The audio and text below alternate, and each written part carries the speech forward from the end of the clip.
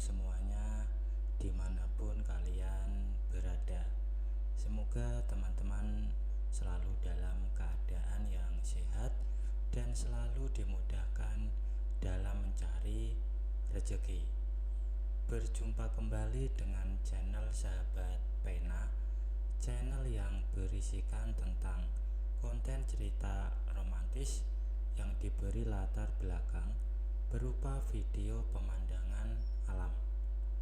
Pada kali ini di hari Jumat tanggal 10 Oktober tahun 2025. Kali ini saya menghadirkan sebuah kisah terbaru ya teman-teman. Dan untuk kisah kali ini menceritakan tentang seorang perempuan yang bernama Maya. Ia ini sudah berusia 49 tahun. Ia sudah janda selama 5 tahun. Dan untuk kepentingan cerita ini, maka saya akan memanggil dengan sebutan Bu Maya ya, supaya lebih enak didengar. Ia ini mempunyai satu anak perempuan yang bernama Kinanti. Ia menikah dengan seorang pemuda yang bernama Ferry.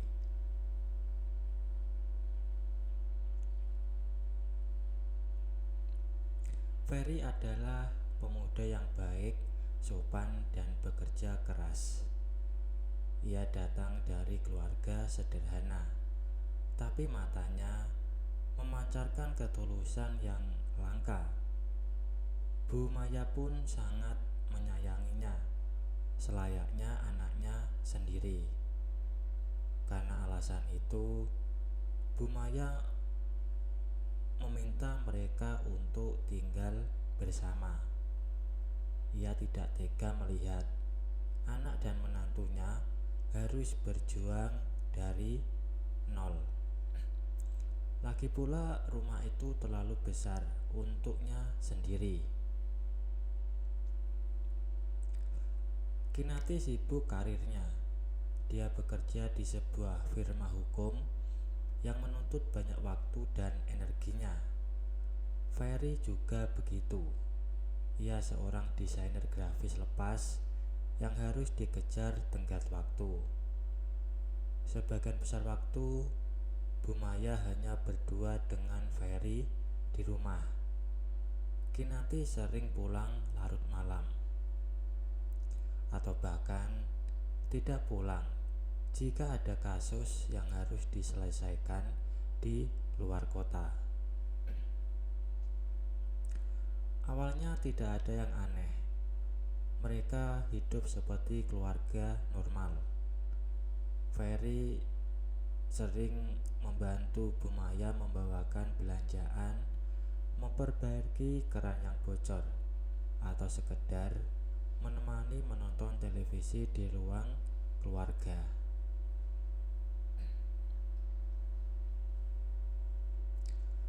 Suatu sore, Kinanti sedang pergi ke acara reuni SMA-nya. Bu Maya baru pulang dari liburan akhir pekan.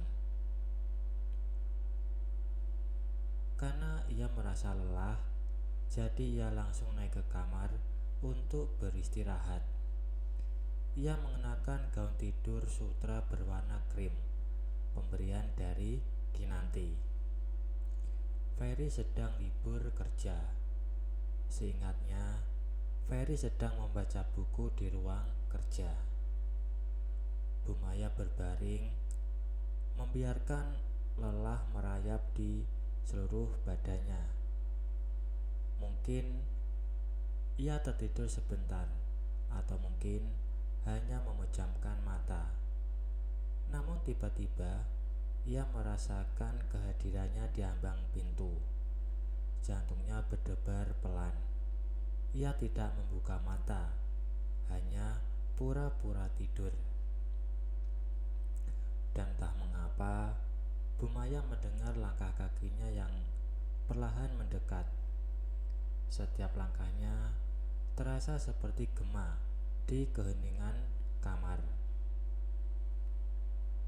Kehangat, kenyamanan yang tidak ia duga tiba-tiba menghampirinya. Tangan Ferry yang biasanya ia genggam saat memberi restu, kini menerai atau mengambil ujung imutnya.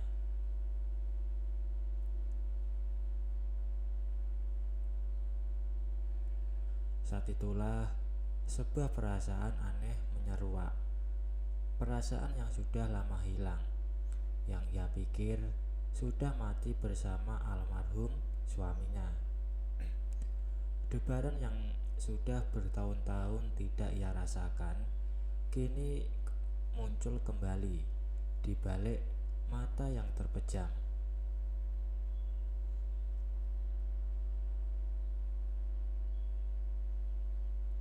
Ia merasakan Ferry mendekat dan jantungnya semakin kencang. Ia tahu seharusnya ia langsung bangun, berteriak atau setidaknya memarahinya. Tapi ia tidak bisa. Rasanya seperti membeku. Di saat yang sama, pikiran dan hatinya berperang.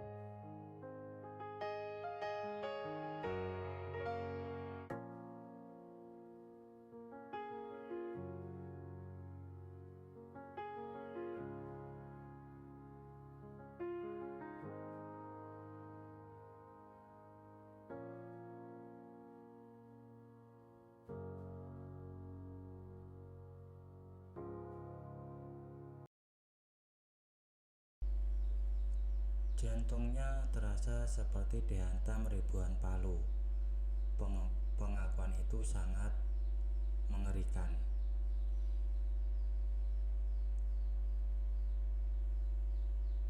Ia mencintai Kinanti, tapi ia juga mencari pelarian.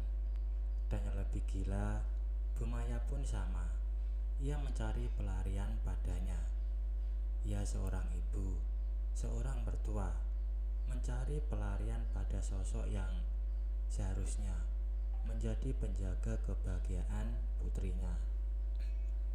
Ia teringat betapa sepi rasa hidupnya, betapa seringnya ia duduk sendirian di meja makan yang besar, hanya ditemani piring kosong dan keheningan yang memekakan telinga.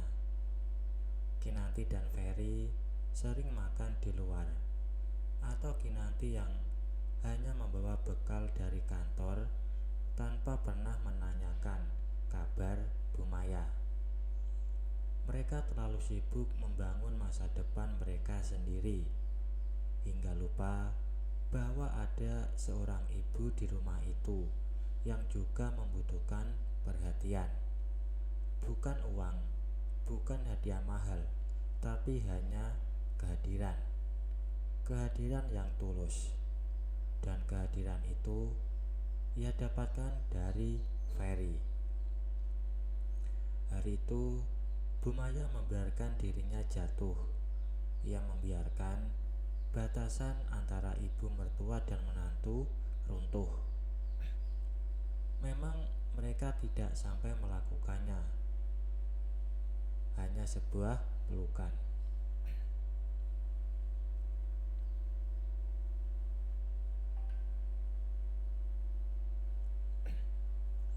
Dan sejak saat itu hubungan mereka berubah.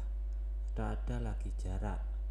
Mereka lebih sering mengobrol, berbagi cerita. Ferry akan menemaninya ke pasar, dan ia bahkan mau duduk di dapur menemani mengiris bawang. Hal-hal kecil yang tidak pernah dilakukan oleh Kinanti. Dan hal-hal kecil itulah yang membuatnya merasa seperti hidup. Pernah suatu malam saat Kinanti sedang lembur, Bumaya meminta Ferry untuk menemani menonton film. Mereka duduk bersebelahan di sofa ruang keluarga. Di luar hujan turun dengan deras, menambah suasana syahdu. Mereka tidak banyak bicara. Tiba-tiba Ferry meraih tangan Bumaya. Ia pun menggenggamnya. Bumaya tidak menariknya, justru balas menggenggam.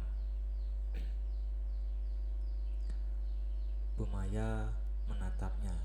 Matanya penuh dengan rasa bersalah, namun juga penuh dengan cinta. Mereka tahu apa yang mereka lakukan sangat salah. Mereka berdua tahu itu adalah sebuah api yang siap membakar semuanya. Tapi mereka tidak bisa berhenti. Bumaya menemukan dirinya yang lain, yang selama ini terkubur dalam kesepian. Ia menjadi lebih bersemangat, lebih ceria.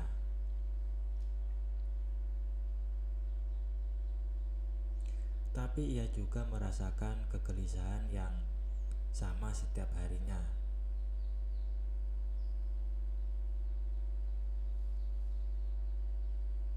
takut rahasia itu akan terbongkar dan semuanya bisa hancur kapan saja. Suatu sore saat Bumaya sedang menyiram tanaman di taman, ia melihat Kinanti pulang lebih awal. Ia melambaikan tangannya pada Bumaya. Senyumnya begitu lebar.